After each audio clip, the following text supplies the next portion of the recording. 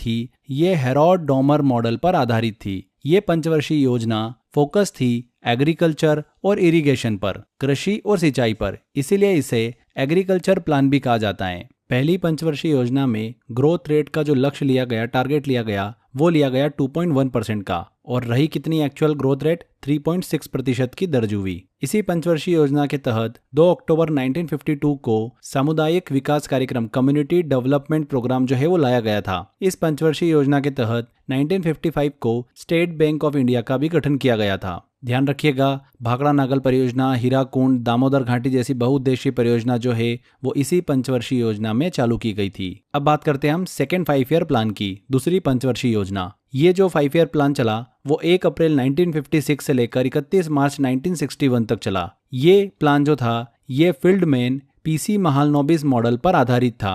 Exam में पूछा जाता है कि कौन सी पंचवर्षीय योजना पीसी महालनोबिस मॉडल पर आधारित थी, तो दूसरी पंचवर्षीय योजना। ये पंचवर्षीय योजना फोकस थी हेवी एंड लार्ज इंडस्ट्रीज पर, इसीलिए इसे इंडस्ट्रियल प्लान भी कहा जाता था। ठीक है, इसी पंचवर्षीय योजना के तहत सितंबर 1956 को LIC मतलब भारतीय जीवन बीमा निगम को लाया गया। दूसरी पंचवर्षीय योजना जो सेकेंड 5 ईयर प्लान था उसमें ग्रोथ रेट का जो टारगेट लिया गया था वो 4.5% का लिया गया था, और जो अचीव हुआ था वो हुआ था 4.2%। इसी पंचवर्षीय योजना में भारत में 3 स्टील प्लांट जो है वो लाए गए। भिलाई स्टील प्लांट छत्तीसगढ़ में USSR की मदद से, दुर्गापुर प्लांट वेस्ट बंगाल में ब्रिटेन की मदद से, और राउरकेला स्टील प्लांट ओडिशा में वेस्ट जर्मनी की मदद से। दूसरी पंचवर्षीय योजना में भारत सहायता क्लब की भी स्थापना की गई थी। आगे बात करते हैं अब हम थर्ड 5 ईयर प्लान की, तीसरी पंचवर्षीय योजना, जो कि चली 1 अप्रैल 1961 से लेकर 1966 तक। इस तीसरी पंचवर्षीय योजना में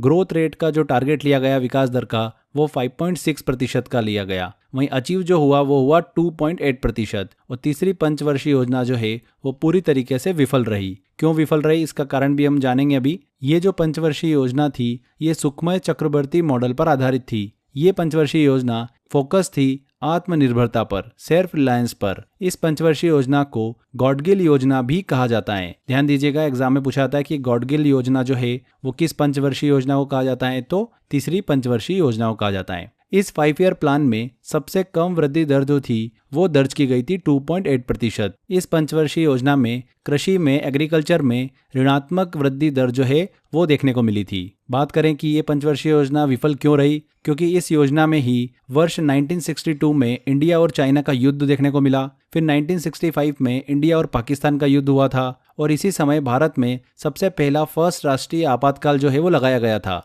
जिस वजह से तीसरी पंचवर्षीय योजना जो है वो विफल रही। इसके साथ साथ वर्ष 1961 में, ध्यान दीजिएगा फ्रेंड्स, इनकम टैक्स एक्ट जो है वो लाया गया था, और 1964 को IDBI बैंक जो है वो बनाया गया था। एग्जाम में सब पूछा जाता है इनकम टैक्स एक्ट जो है ये किस पंचवर्षीय योजना के अंतर्गत लाया गया था। ठीक है, तो तीसरी पंचवर्षीय योजना। आगे देखिए, तीसरी पंचवर्षीय योजना के बाद हमको योजना अवकाश जो है, प्लान हॉलीडे जो है वो देखने को मिलता है। मतलब यहाँ पर जो हमारी पंचवर्षीय योजना थी उसमें ब्रेक लगा। अलग अलग समय पर हमको योजना अवकाश जो है वो देखने को मिलते हैं। तो पहला योजना अवकाश हमको देखने को मिलता है 1966 से। कब तक चला? 1966 से लेकर 1969 तक। 1966 से लेकर 1969 के बीच में हमको 3 वार्षिक योजनाएं जो है वो देखने को मिली, एनुअल प्लान। ठीक है, इसके बाद फ्रेंड्स हम बात करते हैं अब चौथी पंचवर्षीय योजना की, जो कि चली 1969 से 1974 तक। और इस चौथी पंचवर्षीय योजना में ग्रोथ रेट मतलब विकास दर का टारगेट था 5.7% और अचीव कितना हुआ था? 3.4%। यह योजना जो थी ये प्रगतिशील आत्मनिर्भरता पर आधारित थी।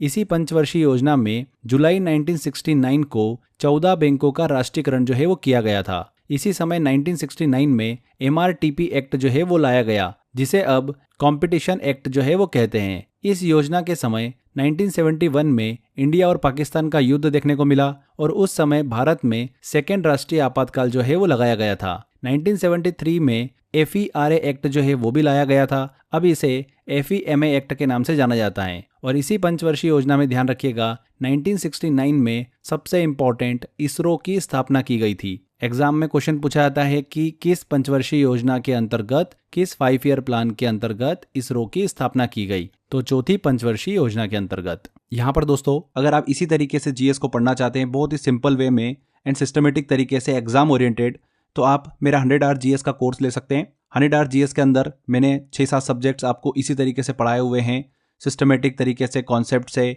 इमेजिनेशन, ट्रिक से, बहुत ही सिंपल वे में हमने चीज़ों को डिस्कस किया है। एंड एग्जाम ओरिएंटेड पढ़ा है, सबसे इंपॉर्टेंट, जो लगातार एग्जाम के अंदर पूछे जा रहे हैं क्वेश्चंस, उसी पर बेस्ड हमने थ्योरी को कवर किया है। Hindi and English mix language में मैंने इस कोर्स को आपके लिए डिज़ाइन किया है, जिससे कि सभी स्टूडेंट अच्छे से पढ़ सके।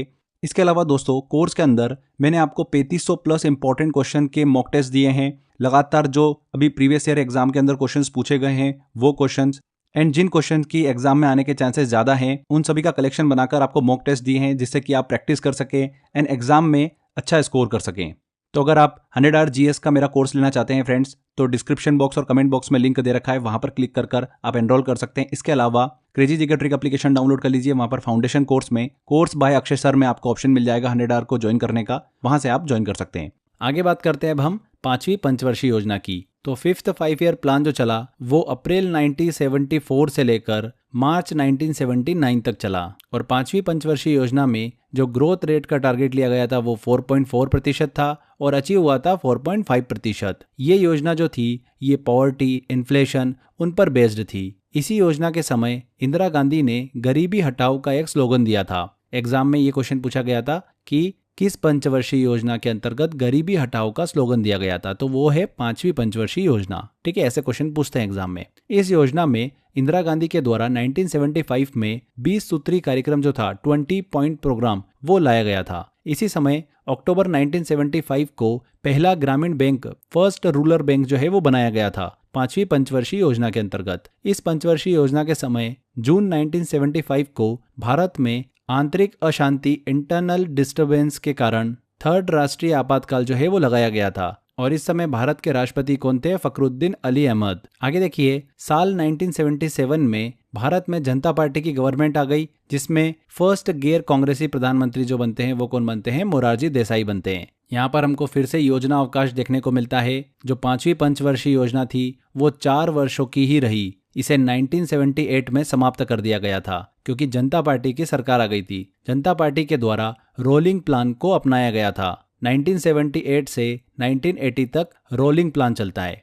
रोलिंग प्लान क्या है, इसको हम समझते हैं। रोलिंग प्लान, देखिए, ये योजना जो है एक विशेष प्रकार की योजनाबद्ध विकास रणनीति थी, जिसे भारत में 1978 में पेश किया गया था। और उस समय भारत के प्रधानमंत्री, जैसा कि अभी हमने डिस्कस किया, मोरारजी देसाई थे। उनके नेतृत्व में जनता पार्टी सरकार द्वारा इसे अपनाया गया था। रोलिंग योजना का मुख्य विचार ये था कि प्रत्येक वर्ष योजना की समीक्षा की जाए और उसे अगले 5 वर्ष के लिए अद्यतन किया जाए। इस प्रक्रिया को हर साल दोहराया जाता था, इसलिए इसको क्या बोलते हैं? रोलिंग योजना जो है वो कहा जाता है, मतलब लुढ़कती हुई योजना। इसका मेन उद्देश्य था कि योजना जो है, प्लान जो है, उसको और अधिक लचीला बनाया जाए, फ्लेक्सिबल बनाया जाए, समय के साथ बदलती आर्थिक परिस्थितियों के अनुकूल बनाया जाए। हालांकि ये योजना जो है लंबे समय तक नहीं चल सकी, क्योंकि 1980 में इंदिरा गांधी की सरकार आई, जिसने पंचवर्षीय योजना को फिर से शुरू किया। तो योजना अवकाश 1979 से 1980 तक हमको देखने को मिलता है यहाँ पर। आगे बात करते हैं अब हम 6ठी पंचवर्षीय योजना की, जो कि चलती है अप्रैल 1980 से लेकर मार्च 1985 तक। इस 6ठी पंचवर्षीय योजना में जो ग्रोथ रेट का टारगेट लिया गया, विकास दर का,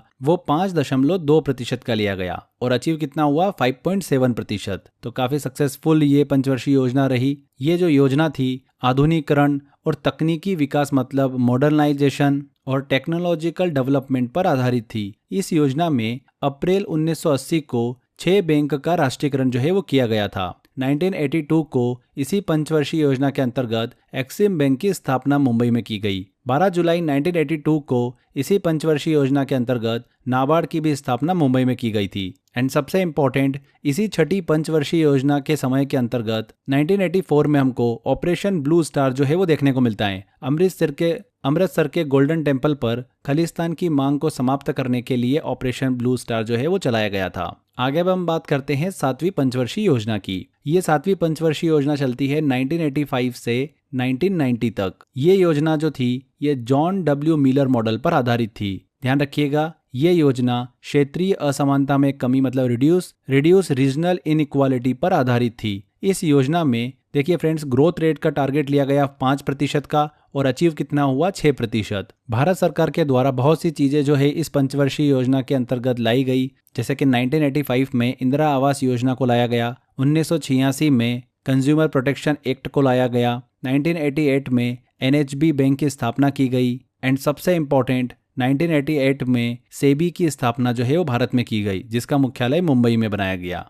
सेबी कौन है? सेबी एक रेगुलेटर है भारत के अंदर। आपने नाम सुना होगा शेयर बाजार का, स्टॉक मार्केट का। तो स्टॉक मार्केट को रेगुलेट करने वाली एक रेगुलेटर बॉडी है सेबी, मतलब नियंत्रण करने वाली एक बॉडी है। ठीक है, तो दिमाग में रखना है कि 7वीं पंचवर्षीय योजना के अंतर्गत ही सेबी की स्थापना की गई। इसके अलावा 1989 में जवाहर रोजगार योजना जो है शहरी क्षेत्रों के लिए वो लाई गई। नेहरू रोजगार योजना जो है वो ग्रामीण क्षेत्रों के लिए लाया गया। तो ये 7वीं पंचवर्षीय योजना के सभी महत्वपूर्ण पॉइंट हमने डिस्कस किए। अब आगे फिर हमको देखने को मिलता है इस पंचवर्षीय योजना में योजना अवकाश। 1990 से 1991 तक भारत में 5th एनुअल प्लान जो है वो लाया गया। फिर 1991 से लेकर 1992 तक 6th एनुअल प्लान जो है वो लाया गया। तो यहाँ पर हमको 2 साल का योजना अवकाश जो है वो देखने को मिलता है। आगे बात करते हैं हम अब 8वीं पंचवर्षीय योजना की, जो कि चली 1 अप्रैल 1992 से लेकर 31 मार्च 1997 तक। इस 8वीं पंचवर्षीय योजना में जो ग्रोथ रेट का टारगेट लिया गया वो 5.6% का था, जो कि अचीव हुई 6.8% की। तो बहुत ही सक्सेसफुल पंचवर्षीय योजना रही है।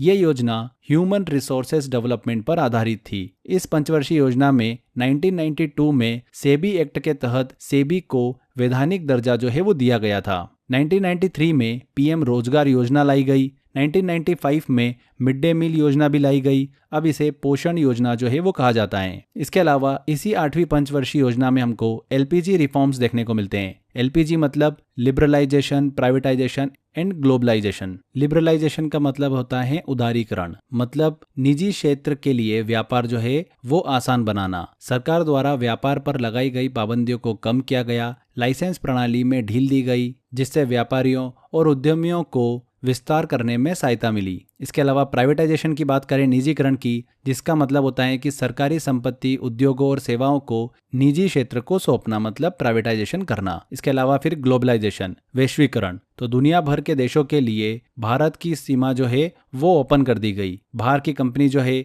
वो अब भारत में आकर इन्वेस्टमेंट कर सकती थी, भारत में जो है वो सर्विसेज देना शुरू कर सकती थी। तो ग्लोबलाइजेशन मतलब भारत को जो है वर्ल्ड के लिए ओपन कर दिया गया। तो इस तरीके से एलपीजी रिफॉर्म्स जो है हमको देखने को मिलते हैं इस पंचवर्षीय योजना के अंतर्गत। आगे बात करते हैं अब हम 9वीं पंचवर्षीय योजना की, जो कि चली 1997 से लेकर 2002 तक। ये योजना जो है सोशल जस्टिस एंड इक्वालिटी पर आधारित थी। बहुत इंपॉर्टेंट एग्जाम में ऐसा क्वेश्चन पूछते हैं कि सामाजिक न्याय और समानता पर कौन सी पंचवर्षीय योजना आधारित थी? तो 9वीं पंचवर्षीय योजना। इस योजना में भारत सरकार के द्वारा बहुत सारी चीजें जो है वो की गई। 1997 में स्वर्ण जयंती शहरी रोजगार योजना जो है वो लाई गई। 1999 में स्वर्ण जयंती ग्रामीण स्वरोजगार योजना जो है वो लाई गई। 1999 में FEMA एक्ट को लाया गया, जिसका पुराना नाम FERA एक्ट 1973 था। साल 1999 में ही IRDA एक्ट को लाया गया बीमा कंपनी का संचालन करने के लिए। साल 2000 में PM ग्राम सड़क योजना जो है उसको लाया गया।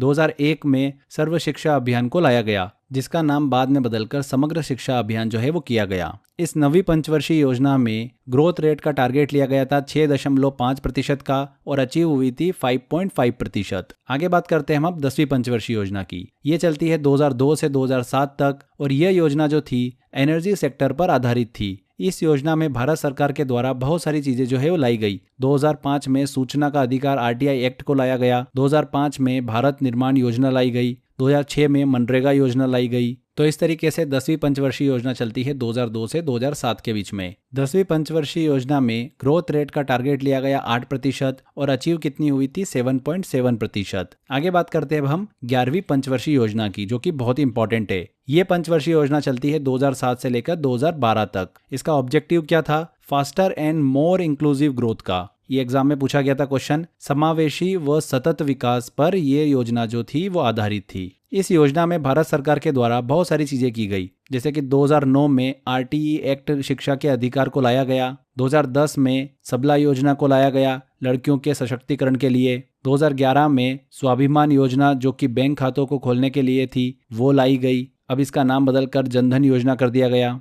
तो इस तरीके से इस योजना के अंतर्गत हमको काम देखने को मिले। ध्यान रखिएगा फ्रेंड्स, इस 11वीं पंचवर्षीय योजना में ग्रोथ रेट का जो टारगेट लिया गया था वो 9% का लिया गया था और अचीव हुआ था 7.9%। तो सबसे ज़्यादा अगर हमको यहाँ पर अगर ग्रोथ रेट देखने को मिली वो मिली 11वीं पंचवर्षीय योजना में, ठीक है, 7.9% की सबसे हाईएस्ट। तो ये चीज़ आप दिमाग में रखिएगा। आगे अब हम बात करते हैं 12वीं पंचवर्षीय योजना, मतलब आखिरी पंचवर्षीय योजना की, क्योंकि इसके बाद जो है वो पंचवर्षीय योजनाओं का सिस्टम खत्म कर दिया गया था। तो 12वीं पंचवर्षीय योजना की बात करें तो 2012 से लेकर 2017 तक चली। ये योजना जो थी ये फास्टर, मोर इंक्लूसिव और सस्टेनेबल डेवलपमेंट पर आधारित थी। इस योजना में भारत सरकार के द्वारा बहुत सारी चीज़ें जो है वो की गई। 2013 में खाद्य सुरक्षा अधिनियम, फूड सिक्योरिटी एक्ट जो है वो लाया गया। पीएम जनधन योजना जो है वो शुरू की गई 2014 में ही मेक इन इंडिया को लाया गया। 15 में बेटी बचाओ बेटी पढ़ाओ योजना को लाया गया। 2015 में भारत सरकार के द्वारा डिजिटल इंडिया योजना शुरू की गई। वर्ष 2015 में पीएम कौशल विकास योजना लाई गई, पीएम मुद्रा योजना लाई गई, पीएम उज्ज्वला योजना लाई गई एंड 2016 में startup and stand up India योजना को लाया गया। तो इस तरीके से आखिरी हमको पंचवर्षीय योजना मतलब 12वीं पंचवर्षीय योजना जो है वो देखने को मिली। फिर 2014 में प्लानिंग कमीशन को खत्म कर नीति आयोग का गठन कर दिया गया और भारत में पंचवर्षीय योजना का सिस्टम जो है वो खत्म हो जाता है 2017 तक। ठीक है, ये आखिरी पंचवर्षीय योजना थी, 12वीं पंचवर्षीय योजना। तो यहाँ पर हमने पंचवर्षीय योजनाओं को अच्छे से डिस्कस किया है।